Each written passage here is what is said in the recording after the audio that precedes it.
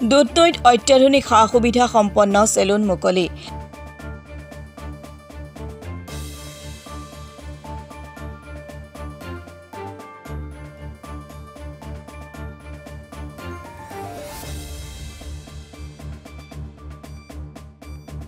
আজি দুধনৈ গুৱাহাটী পথতে গ্ৰাহকৰ সকলো চাহিদা পূৰণ কৰিব পৰাকৈ সকলো সা সুবিধাযুক্ত এখন সেলুন মুকলি কৰা হয়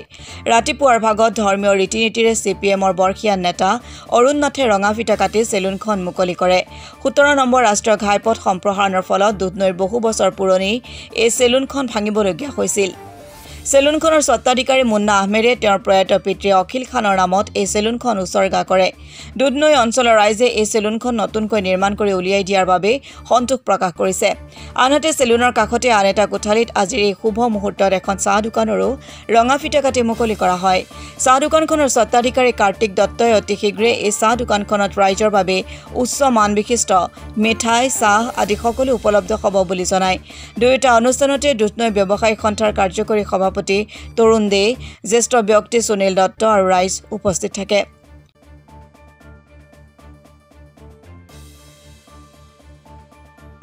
আজি আমাৰ যে দোকানবিলাক আগতে আছিল পুৰণা সেই পুৰণা দোকানখিনি আমাৰ ফ'ৰ লেনত ভাঙা গৈছিলে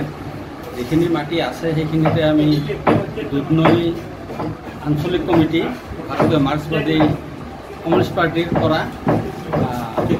দোকানীসকলৰ সহযোগত প্লাছ আমি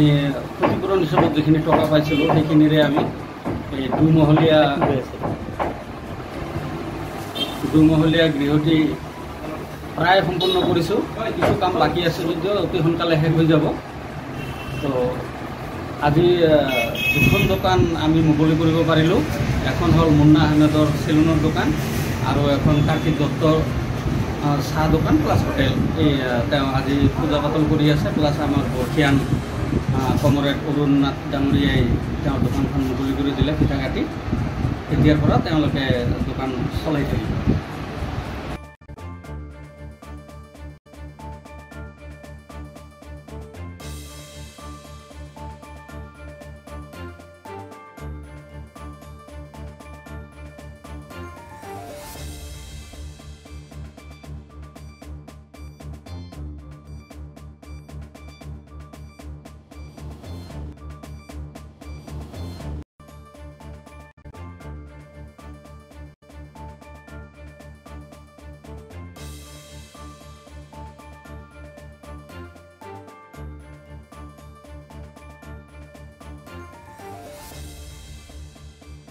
দুধনৈৰ পৰা ভৱেশ চন্দ্ৰ ভাগৱতীৰ ৰিপৰ্ট অসম টুডে